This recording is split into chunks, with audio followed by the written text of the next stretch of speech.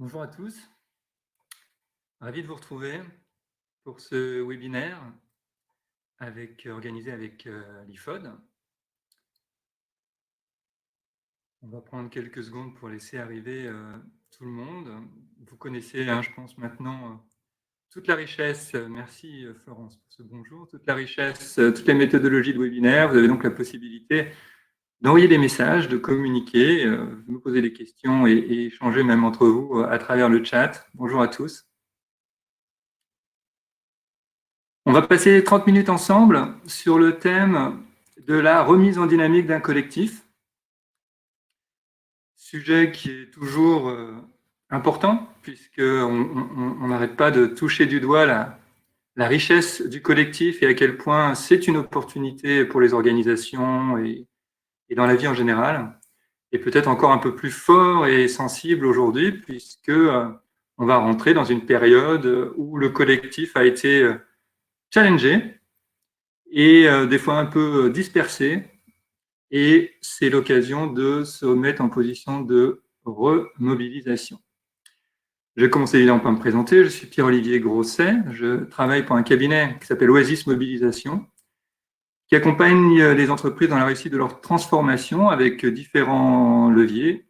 Le coaching d'équipe, la création de projets participatifs collaboratifs pour créer une dynamique d'entreprise, le développement des compétences managériales. Voilà, ces trois dimensions, projet d'entreprise, coaching d'équipe, développement des compétences managériales, trois leviers importants. Et puis on fait aussi de l'accompagnement RH pour accompagner et réussir les transformations. Alors, et puis je pilote aussi la formation coaching d'équipe de l'IFOD. Et voilà pourquoi on va passer cette demi-heure ensemble pour découvrir cette thématique, la remise en dynamique d'un collectif. Et puis, à travers ce partage, pouvoir aussi toucher du doigt à quel point, comment est-ce qu'un coach d'équipe ou un accompagnant, quelqu'un qui, dans une équipe projet, veut créer cette dynamique collaborative ou redynamiser son collectif, sur quel levier il peut s'appuyer pour y parvenir.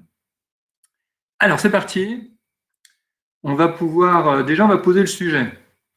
Quels sont les enjeux de la dynamique d'équipe? Pourquoi est-ce qu'à un moment donné, on se dit il faut créer un collectif? Je pense que si vous êtes là, vous êtes tous convaincus. On va quand même reposer l'utilité et les enjeux de cette dynamique d'équipe. D'abord, et puis c'est vraiment le sujet de notre séminaire, de webinaire, c'est mobiliser rapidement une équipe. Le deuxième, c'est utiliser ce collectif pour améliorer la performance de l'équipe. Et la troisième dimension, c'est créer une capacité d'adaptation plus forte et plus rapide.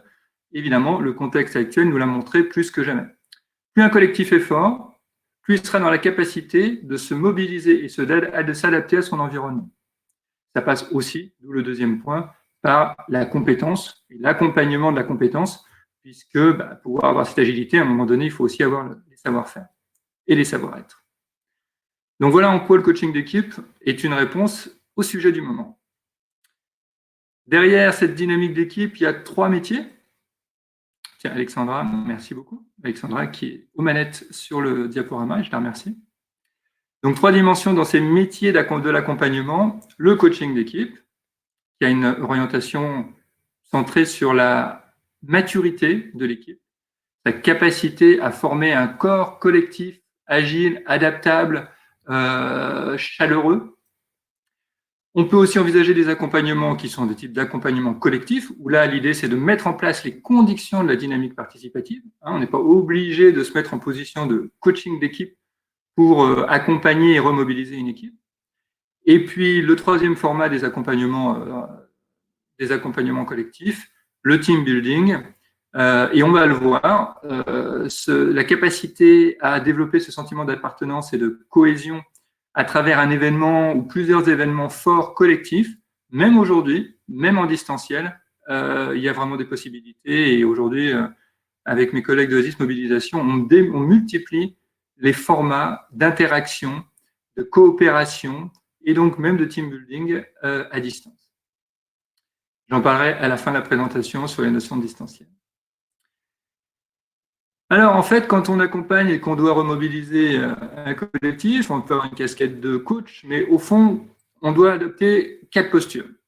Et c'est ça le talent de quelqu'un qui a la capacité de remettre en dynamique son collectif. Ça peut être dans les mains d'un leader, d'un manager, ça peut évidemment faire partie du rôle du consultant ou du coach, mais dans tous les cas, on va adopter 4 postures au cours de cet accompagnement.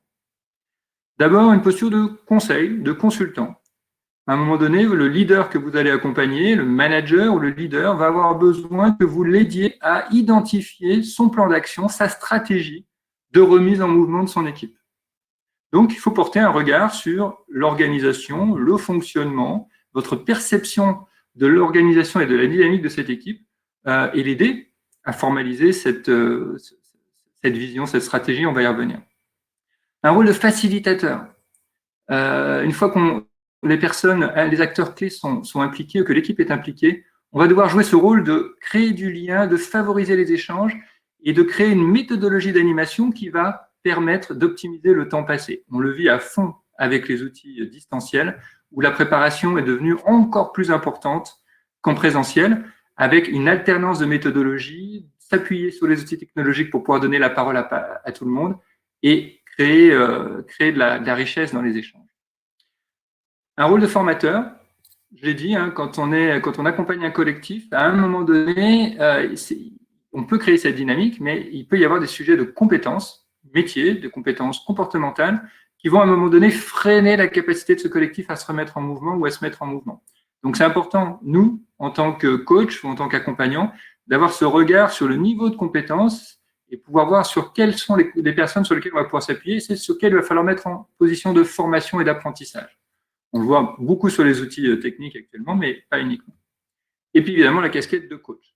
Comment est-ce que j'accompagne un leader et son équipe pour créer un espace de confiance et de maturité dans les échanges qui vont permettre de co-construire ce dispositif et ces méthodologies qui vont nous permettre de remettre en dynamique un collectif qui, soit pour les raisons actuelles, a été un peu dispersé, soit parce qu'il est en difficulté depuis plusieurs semaines, voire depuis plusieurs mois, et il faut remettre un peu à plat un certain nombre de sujets. Alors, ces sujets, c'est lesquels? On va les voir ensemble. La slide suivante aborde, ça c'est un fondamental, on le connaît, mais c'est important parce que c'est là-dessus qu'on va appuyer notre accompagnement. Donc, qu'est-ce qu'une équipe? Et comment la remobiliser? Le premier point, c'est une ambition collective. Alexandra, si tu veux bien, alors là, il y a c'est plusieurs étapes. L'ambition partagée. Donc, si on doit remobiliser dans les prochaines semaines notre équipe, la première question que doit se poser le leader de l'équipe, c'est quelle est mon ambition? Quelle est ma vision? Comment je vois les choses? Il ne va pas le faire tout seul, on va y revenir, mais tous les regards vont être braqués sur lui et sur la capacité à partager cette priorité fondamentale, qu'on va appeler une ambition ou simplement une priorité opérationnelle sur laquelle on va cadrer toute la remise en dynamique. Une fois qu'on a cette ambition, cette vision ou cette priorité opérationnelle, là je vais passer vite, c'est du classique, clarifier les missions, s'assurer de la complémentarité des rôles dans l'équipe, mettre en place des rituels individuels et collectifs.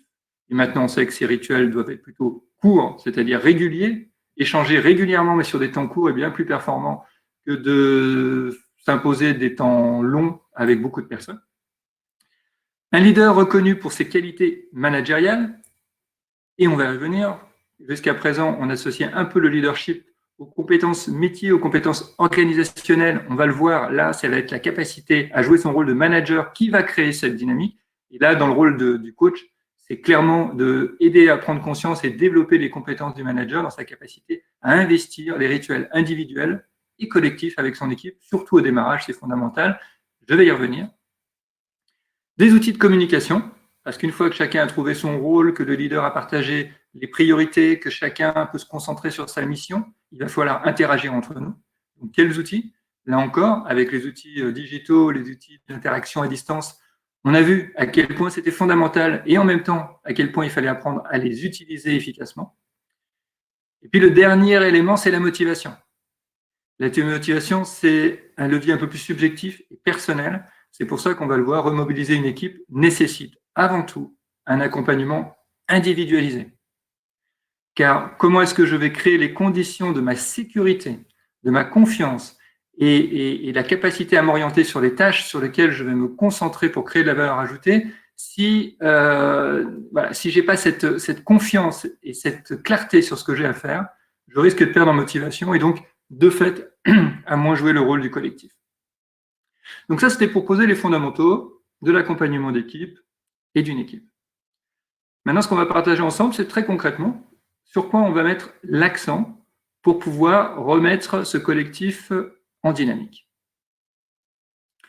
Donc, Alexandra, ah oui, dernier point, merci Alexandra, tu m'alertes sur le fait que j'ai oublié de dire un point sur la slide précédente. La confiance ne se décrète pas. On ne peut pas dire à l'équipe, faites-vous confiance. On peut le dire, on peut même se le dire entre nous, c'est comme ça aussi des fois qu'on voit dans les team building. Mais ça ne va pas résister derrière à la mise en mouvement, à l'action et en particulier à la pression. En revanche, le fait d'avoir agi sur les différentes dimensions de la dynamique d'équipe, d'avoir créé les conditions de ce fonctionnement et d'avoir ajouté ce supplément d'âme qui est la relation, c'est ça qui va créer la cohésion et la confiance. Donc c'est important, un point important, parce qu'on peut être tenté de se dire, soyons solidaires, faisons-nous confiance, serrons les coudes. Oui, c'est vrai, mais si les modalités n'ont pas été mises en œuvre, la nécessité de sécurité individuelle et collective ne sont pas réunies pour pouvoir remobiliser l'équipe. Et du coup, au bout de 2, 3, 4 jours, on va avoir des tensions dans l'action qui vont se mettre en place et on va perdre les bénéfices de ce qu'on a voulu initier. Donc voilà, là on a posé la notion d'équipe et l'impact, les différents leviers qui vont créer cette confiance nécessaire pour se remettre en mouvement.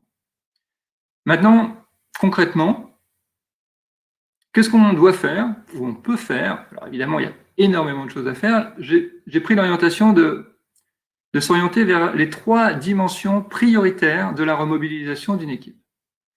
En premier lieu, il va y avoir l'action du leader, j'en ai parlé. Tous les regards, c'est naturel. En plus, je pense que c'est assez dans notre culture française. On a tendance, même si on essaye d'évoluer vers ça, à regarder vers l'autorité supérieure. Donc, le collectif a énormément d'attentes envers son leader. Nous, en tant qu'accompagnants, en tant que coach, on doit l'aider à mettre en place cette organisation, cette animation qui va répondre à cette attente des équipiers forte de réponse et de pilotage. Ensuite, il y a évidemment une action à mener auprès de chaque équipier. Et dernière dimension, agir sur le collectif. Mais clairement, dans ma pratique et dans la pratique des consultants Oasis Mobilisation, on est obligé de bien travailler par cercle. Donc, le leader, l'équipier, et ensuite, c'est le collectif qui va pouvoir se mettre en mouvement. Alors, qu'est-ce qu'on va faire avec le leader? Donc, j'ai mis un homme, une femme, un environnement, parce que quand on est leader, on se retrouve dans cette situation-là. D'abord, on peut être co-leader. Il y a beaucoup d'entreprises qui ont aujourd'hui 2 dirigeants et c'est une approche assez intéressante pour ne pas se retrouver dans cette solitude liée à la responsabilité dont je viens de parler. Et puis, le rôle du leader, c'est d'être en lien avec son environnement. La première chose qu'on va travailler avec ce leader, je l'ai dit tout à l'heure, c'est l'ambition, voire la stratégie qu'il souhaite porter. Il doit pouvoir exprimer, communiquer dans ces périodes d'incertitude vers quoi il veut emmener l'équipe. C'est une association entre le sens, ses convictions personnelles et une réalité opérationnelle. Donc voilà vers quoi on va aller dans les 15 prochaines semaines, dans les 3 prochains mois. Et dans tous les cas, personne ne lui en voudra de revisiter cette stratégie ou cette ambition toutes les semaines, mais il doit tenir un discours clair sur vers quoi le collectif va porter son énergie. Alors, évidemment, il peut tout à fait, et c'est tout à fait recommandé, de s'associer avec ses collaborateurs, de consulter ses collaborateurs les plus proches, ou même toute l'équipe, pour définir cette ambition, cette stratégie. Il peut aussi se faire aider par des consultants, des coachs, pour lui permettre là aussi de ne pas s'isoler dans cette difficulté qui n'est pas toujours simple, hein, mais notamment sur la pression, tout le monde n'a pas une vision ou une ambition claire de ce qu'il veut porter avec son équipe. Donc, il n'y a aucun problème pour se faire aider, mais dans tous les cas, il faut bien qu'il ait à l'esprit qu'au bout du compte, c'est vers lui qu'on se tournera, que les équipes iront chercher à la fois dans son verbal et dans son non-verbal la direction prise par l'équipe. Et cette capacité à traduire sa vision et son enthousiasme, je vais revenir pour cette vision, va créer l'énergie initiale au démarrage de cette remobilisation. Autrement dit, les collaborateurs ont besoin de sentir qu'il y a un pilote dans l'avion, c'est naturel. Après, il y a des équipes qui sont plus en autonomie parce qu'elles ont été travaillées sur des modalités un peu différentes, autour de l'agilité, autour de la holacratie. Mais dans la majorité des cas, surtout en période d'incertitude, on va aller chercher le sens, la direction et les priorités auprès du leader. Deuxième point sur lequel on va accompagner le leader, c'est l'accompagnement individualisé. On a tendance, surtout en ces périodes, aussi pour gagner du temps, à faire beaucoup de communication collective. Pour autant, les situations actuelles sont très diverses et très différentes, soit parce qu'on est en télétravail, soit parce qu'on n'est même plus en activité, soit parce que vous avez un collaborateur qui a un rapport au stress délicat. Donc, on ne peut pas généraliser l'accompagnement dans ce moment d'incertitude quand on veut remettre en dynamique l'équipe. Donc, la dimension d'accompagnement individuel est très importante. Donc, ce leader va devoir prendre un temps d'échange avec chacun de ses collaborateurs. Ça peut être court, mais vraiment basé sur l'échange pour partager cette vision. Recueillir le ressenti de chacun de ses collaborateurs sur ses priorités, les ambitions, de manière à ce que le collaborateur puisse exprimer à la fois ses craintes, ses doutes et aussi ses propositions, mais à partir de cette orientation déjà bien définie. L'autre point que le leader va devoir aborder avec son collaborateur, c'est qu'est-ce que tu peux faire aujourd'hui, compte tenu de ses priorités, compte tenu de cette ambition qu'on se donne à 2 mois avec l'équipe ou à 15 jours, quels sont le niveau de disponibilité dans lequel tu vas pouvoir faire preuve pour contribuer à ce projet collectif et être transparent là-dessus. Un collaborateur qui n'aura pas pu évaluer, des fois même en discutant, il va s'apercevoir qu'il a plus de possibilités de contribuer qu'il ne l'imaginait au démarrage avec ses peurs. Donc cet échange transparent, avec la possibilité de dire clairement où est-ce qu'on se situe en termes de disponibilité et de confiance par rapport aux priorités affichées, fondamental pour pouvoir adhérer et se projeter dans l'action une fois qu'on va appuyer sur le bouton très opérationnel. Et puis garder ce temps de rituel, d'écoute et d'échange de manière à pouvoir, sur des temps courts, avec chacun des membres de l'équipe, au démarrage, on va rapprocher ces temps d'échange et puis petit à petit, le collectif va s'autonomiser et on va pouvoir les espacer pour pouvoir à chaque fois rappeler le sens. Pourquoi est-ce qu'on est en train de mettre cette priorité? Pourquoi est-ce que toute l'équipe contribue aujourd'hui à une action vraiment orientée sur une action très client, une action très logistique, une action très technique? Même si toi, c'est pas ton périmètre au démarrage, c'est parce que, voilà, on est parti sur cette direction parce que c'est celle que l'environnement nous demande d'avoir aujourd'hui et on en aura d'autres demain. Donc, des rituels assez présents pour pouvoir et dire à chaque fois quelles sont tes priorités, valider que chacun individuellement est bien au clair sur ses priorités. Donc, un travail sur les ambitions, un travail sur les modalités d'accompagnement et d'écoute de chacun des membres, de chaque membre de l'équipe. On va voir 2 autres rôles importants du leader. Décidément, il a beaucoup de choses à faire quand on doit remobiliser une équipe. Alexandra, merci beaucoup. C'est un ambianceur. Alors, le mot n'est pas très joli, mais clairement, son enthousiasme, sa capacité à créer des espaces d'échange, de convivialité en individuel, en collectif, le fait de traduire ce supplément d'enthousiasme pour le métier, pour les clients, pour le projet, même si on est dans l'incertitude, ce qui reste, c'est notre métier, sont nos clients, nos partenaires, les autres entités de l'entreprise, et pouvoir porter cet enthousiasme et ce plaisir d'agir dans cet environnement et dans l'organisation à laquelle on appartient est extrêmement important. Ça donne de l'énergie, ça donne de l'envie et ça permet de contrebalancer le climat un peu anxiogène. Sachant qu'il y a un principe de base, c'est qu'un collaborateur et donc un collectif doit recevoir davantage de messages positifs que négatifs pour garder la motivation, pour garder une énergie de conviction et de plaisir. Il faut qu'il y ait cet équilibre-là. C'est valable tout le temps, mais c'est encore plus valable évidemment dans ce contexte-là. Donc le rôle du leader va être de créer les conditions, lui, de faire passer des messages positifs, mais aussi de créer cet espace de convivialité et d'échange. On voit bien tout l'humour et la créativité qui circulent notamment sur WhatsApp actuellement. On voit bien à quel point on a besoin de cette matière pour contrebalancer l'environnement un peu anxiogène.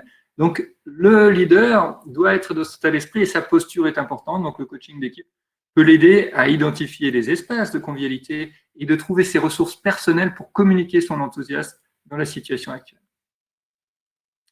Et puis, dernier rôle sur lequel on va travailler avec lui, c'est le sensibiliser à la notion de rythme et de priorité. Alors, il n'est pas obligé de faire tout ça tout seul. Hein. En fonction de la taille de votre organisation, du leader, il va pouvoir déléguer. Mais voilà, c'est important qu'on se pose la question de comment se situe l'équipe actuellement. Donc, des temps forts, on y va, on agit. Je rappelle quasiment quotidiennement mes collaborateurs pour leur rappeler les priorités et les points qu'on a vus avec eux. Et puis des temps un peu plus faibles, parce que je les sens soit en besoin de souffler, soit parce que rattrapés par des circonstances de l'entreprise, enfin, et on va le vivre là, qui va nous donner pas mal d'informations sur les modalités de déconfinement. Donc il va y avoir des moments où on va mettre l'accélérateur dans la mise en dynamique du collectif, puis des moments donnés, on va laisser un peu le système respirer. Et il faut porter un regard un peu méta, et ça, c'est ce qu'on apprend notamment dans la formation de coaching d'équipe, être à la fois faire un accompagnement opérationnel des acteurs et avoir un regard méta sur l'ensemble de l'équipe pour sentir à quel moment est-ce qu'on peut capitaliser sur ce collectif et à quel moment il faut laisser un peu souffler les individus qui en font partie. Donc c'est important. Et une façon de mettre du rythme dans la remise en dynamique, c'est de lancer au fur et à mesure des projets transverses là on va le voir, hein, sur des questions de reprise d'activité, sur des questions d'adaptation du métier, sur des questions clients, reprise de contact avec les clients, des questions administratives. Il y a plein de sujets transverses qui vont être mis en œuvre et dans lesquels il ne faudra pas hésiter à inclure, au-delà même de l'équipe, les parties prenantes. Ça peut être d'autres services de l'entreprise, ça peut être même le client. Associer les parties prenantes pour, dès le démarrage, quand on lance un sujet, on ait l'ensemble des acteurs et que, au même titre que vous avez créé cet espace de mise en dynamique avec votre équipe, il va falloir aussi créer cette mise en dynamique avec vos parties prenantes, avec les services avec lesquels vous interagissez, notamment. Et j'insiste, même avec les clients, on le dit ici, on peut prendre du temps dans cette situation actuelle pour bien s'aligner sur la façon dont on va travailler, partenaires, clients, équipiers. Voilà, donc ça fait déjà pas mal d'accompagnement. Tout ça, évidemment, se fait sur des temps courts, avec un échange, une contribution sur les livrables. Hein, c'est ça le rôle d'un accompagnateur, c'est d'être capable de cadrer l'accompagnement, de travailler sur la posture et de travailler sur des livrables de communication, d'organisation et de méthodologie. Ensuite, on va parler un peu de l'équipier en période d'incertitude et en général. Si on veut remobiliser l'équipier, il faut qu'il puisse se centrer sur ses priorités. On l'a vu tout à l'heure, le manager, le leader, son N+1, investit du temps régulièrement pour s'assurer de mesurer sa disponibilité, sa capacité d'action et de définir les priorités par rapport à l'ambition collective. Pourquoi ? Parce que le temps est limité. La capacité de concentration est limitée. Donc, c'est très, très important qu'il sache en temps réel quels sont les sujets sur lesquels le collectif l'attend prioritairement. Pour pouvoir, se concentrer, et donc on va le voir, la concentration sur une tâche, c'est un levier d'efficacité extraordinaire. Donc on travaille beaucoup sur des notions de concentration, d'agilité, de pleine conscience. Tout converge pour dire que votre équipier donnera vraiment le meilleur de lui-même et tirera une satisfaction de son travail s'il a la capacité à se concentrer sur une tâche après l'autre, même sur des temps courts, mais une tâche à la fois. Et pour cela, il faut qu'il ait une vision bien claire de ses priorités individuelles et évidemment des priorités collectives. Ce que le leader a fait aussi en amont en termes d'échanges sur le projet, d'échanges sur la contribution de chacun des équipiers, va lui permettre d'avoir à l'esprit le processus collectif. On est un peu isolé chacun de notre côté, même s'il y a des outils d'interaction, et des fois on peut oublier ce qui se passe au niveau du collectif. Ce travail préparatoire et le fait d'avoir bien donné des priorités en lien avec ce travail collectif va permettre à l'équipier de se mettre dans le processus et de ne pas le freiner. Si on sait par exemple qu'il y a un sujet, un projet qui est prioritaire avec un livrable très précis qui doit être mis en œuvre avec des règles du jeu, avec une méthode, un process qui doit être co-construit, il faut qu'il ait bien l'esprit que si lui ne joue pas son rôle, il retarde le processus collectif. Ou inversement, s'il veut aller trop vite par rapport, parce que lui est plus en avance sur le sujet, il peut peut-être aussi perturber le processus collectif. Donc c'est important que chacun des équipiers ait à la fois ses priorités individuelles et dans lesquelles il inclut les priorités collectives, ce qui va lui permettre d'être à l'aise quand il va devoir investir des temps de disponibilité qui peuvent être pour certains courts, ou en tout cas de concentration qui peuvent être parfois courts. Et puis, c'est important de le sensibiliser, les membres de l'équipe, sur leurs droits d'alerte. Beaucoup de collaborateurs n'osent pas dire qu'ils sont en difficulté. dans la période actuelle, pour créer cette dynamique collective, pour pouvoir faire face à des enjeux d'adaptation très forts, on ne peut pas se permettre d'avoir un collaborateur qui s'isole dans la pression et dans la limite de compétences. Donc, c'est important de poser ça comme règle du jeu et d'échanger avec l'équipe sur, voilà, on va y revenir dans nos temps collectifs, des possibilités de s'exprimer pour faire preuve d'entraide, mais aussi pour pouvoir dire, attendez, stop, je suis en difficulté, je risque de compromettre un petit peu la dynamique collective et je ne veux pas ça, donc je veux échanger avec vous sur les modalités pour pouvoir compenser cette difficulté. Cette confiance, s'il y a eu un échange vraiment sincère entre le leader et son équipier, on est sûr qu'il s'autorisera. Là, c'est pour le coup, c'est là où l'authenticité, la capacité d'écoute du leader est fondamentale. Sa posture va donner l'autorisation de dire « je ne sais pas ». Allez, je vais accélérer un petit peu parce que je vois qu'il nous reste 5 minutes. Je vais dépasser un petit peu, j'espère que pour certains ce sera possible. S'autoriser le dépassement de fonction. Voilà, l'équipier doit pouvoir aller au-delà s'il en a la possibilité. C'est quoi le dépassement de fonction? C'est participer donc à ces sujets transverses parce qu'il est motivé, parce que ça l'intéresse, et ce n'est pas forcément son périmètre d'action, mais il a envie de contribuer à l'ambition collective qui peut être autour du client, des métiers et de l'organisation. C'est aussi être à la possibilité de dire « j'ai trouvé un nouvel outil, j'ai trouvé une nouvelle méthodologie, regardez, ça marche chez les autres, faisons-le ».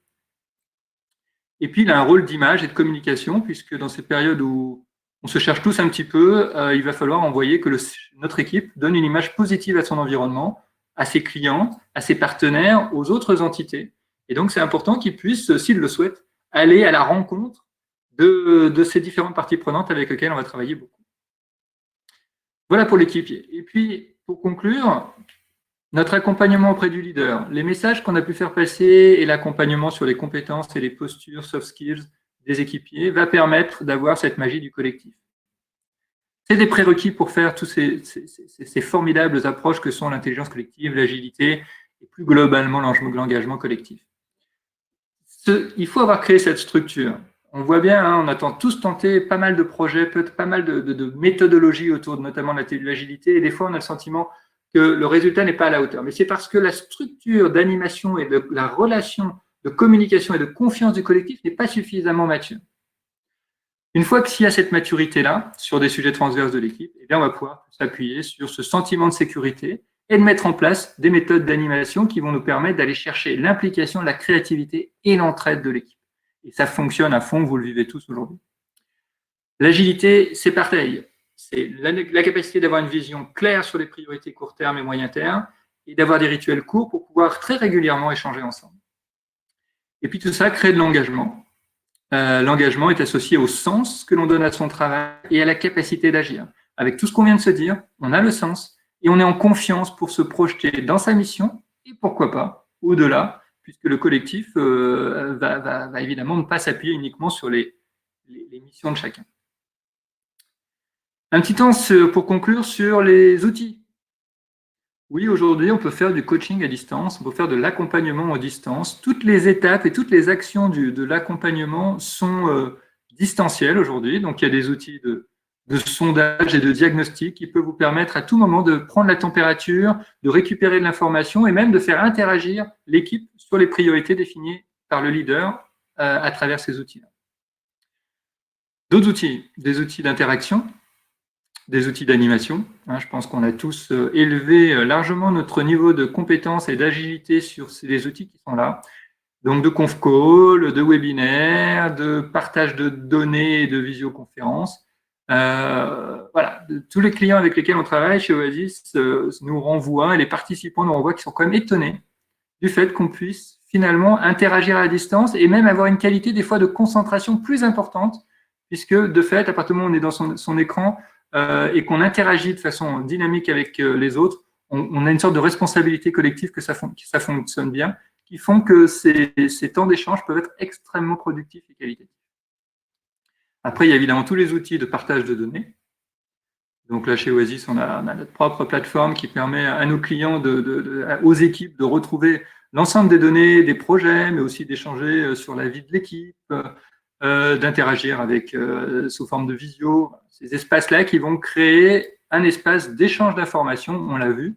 Une fois que les priorités sont claires, que les contributions sont claires, qu'on a régulé à travers nos rituels collectifs le fonctionnement de l'équipe, eh ben, on peut partager toutes ces informations et toutes nos idées sur des plateformes ou des outils de gestion de priorité.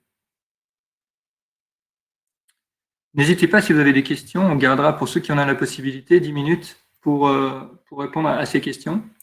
On peut animer à distance, c'est clair. Il y a des outils formidables, que ce soit Klaxoon ou Bcast, qui permettent d'envoyer des post-it à distance, de les restructurer, et on arrive même à travailler sur la gestion de projet avec des schémas des fois assez complexes d'organisation sur lesquels on demande à chacun des participants d'envoyer leurs idées sur l'ensemble de l'organisation. Là, on est en train de travailler sur des stratégies de déploiement. Il y a des notions de logistique, il y a des notions RH, il y a des notions métiers. Et donc, sur chacun de ces sujets-là, tous les participants, notamment les équipes de direction, ont la possibilité d'envoyer leurs propositions, de les mettre en commun et de s'aligner sur la mise en action. Et puis aussi de la convivialité dans ces équipes. Voilà ce que je voulais partager avec vous sur quelques clés, quelques priorités à se donner quand on doit accompagner un leader, un manager, un dirigeant qui doit remobiliser son collectif, notamment dans cette période d'incertitude. Il y aura donc une prochaine session le 18 mai. Oui, il y a une question sur est-ce qu'on confirme le démarrage de la session. Alors, je vais parler sous contrôle de Nathalie Serpossian qui dirige l'IFOD. Je crois qu'on a le nombre de participants, donc on est quand même vraiment bien parti pour la maintenir. Et puis la distancielle, alors j'insiste, évidemment, la formation en distanciel fonctionne extrêmement bien. Là évidemment, la vigilance, c'est d'avoir une taille de participants adaptée. On me demande de revenir sur la slide 1 qui récapitulait les axes de ce webinaire. Alexandra, est-ce que tu as la possibilité ?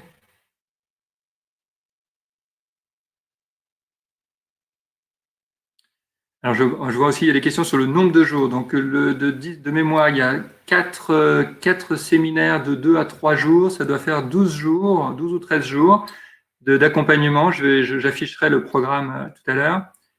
Et sur le tarif, alors là, en revanche, je ne peux pas vous répondre là, mais sur le site Internet, vous devez avoir tous les éléments et évidemment, ce sont pris en charge par le CPF. Alors, du coup, la slide 1, je ne sais pas à quoi ça fait référence, du coup.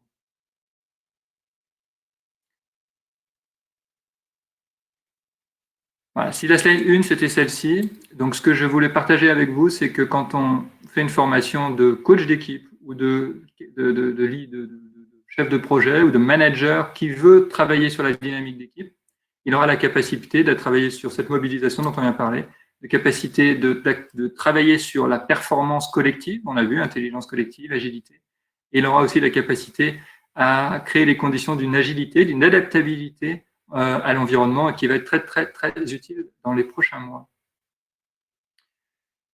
Alors, sur toutes les questions prérequis, à ma connaissance, il n'y a pas de prérequis pour la formation coaching d'équipe.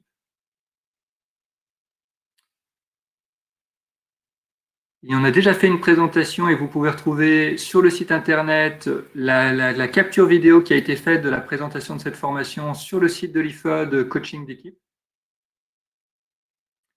Et j'ai une question, comment agir sur la dynamique lorsqu'une partie des salariés télétravaillent et d'autres sont présents dans l'entreprise?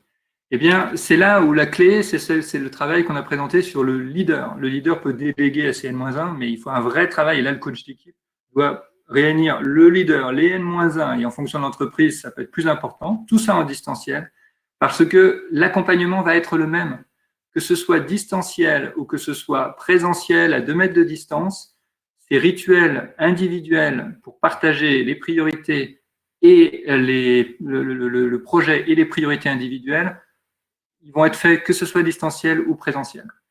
Il est temps, l'intérêt de cette période, c'est qu'elle nous montre que tout ce qu'on pouvait éviter de faire quand on était soi-disant tous ensemble et de se dire, bon ben voilà, il suffit que je relève le nez, que j'aille voir mon collègue ou mon collaborateur pour le faire, ce qui en fait n'avait pas vraiment lieu. On voit bien que tous ces prérequis de management et d'accompagnement doivent avoir lieu pour retrouver le plaisir et une dynamique collective. Donc finalement, le distanciel, moi je pense que c'est une contrainte qui nous apporte davantage qui nous permet de réaliser à quel point notre méthode d'accompagnement est fondamentale. La présentation est enregistrée et vous aurez accès au replay. Merci Alexandra pour cette précision.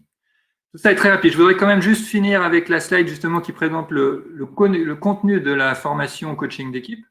Là, on fait le chemin dans l'autre sens. Merci beaucoup, Alexandra. Simplement, vous allez retrouver des points qu'on vient d'évoquer, c'est naturel, dans ce parcours. Un parcours donc en 4 séminaires et il y a aussi du 360 learning, c'est-à-dire qu'il y a de l'interaction et de l'apport de contenu entre les sessions. Donc un premier séminaire qui commence le 18, donc en distanciel, un séminaire de 3 jours sur les fondamentaux de la dynamique collective, le rôle de l'accompagnement, la différence entre un coach, un accompagnateur, ce qui relève de la facilitation du coaching, et puis surtout, comment est-ce qu'on pose un regard sur le niveau de maturité d'une équipe avant de l'accompagner. Le cadrage d'un accompagnement, quelles sont les grandes étapes du diagnostic jusqu'à la proposition d'intervention. Et ensuite, une fois qu'on a bien cadré et qu'on a défini cette stratégie d'intervention avec plein d'outils, plein de méthodologies, on rentrera sur ces méthodes formidables que sont l'intelligence collective et l'agilité, qui nous permettent, quand le niveau de maturité de l'équipe le permet, une vraie accélération à la fois du changement, mais aussi du plaisir à travailler parce qu'on a la possibilité de ne pas uniquement se limiter à sa mission, mais vraiment pouvoir apporter ses qualités personnelles et autres que son cadre purement mission. Et c'est ça qui fait aussi la richesse des équipes. Voilà, écoutez, merci beaucoup, merci pour vos feedbacks. N'hésitez pas donc à aller sur le site de l'IFOD. Et si vous avez des questions, eh bien, vous retrouverez mon mail sur le site de l'IFOD ou alors sur LinkedIn. Je suis donc Pierre-Olivier Grosset, je travaille chez Oasis Mobilisation. Donc, n'hésitez pas à rentrer en contact via l'IFOD, via LinkedIn pour avoir plus d'informations sur cette perspective passionnante qu'est la dynamique collective. À très bientôt. Merci à vous.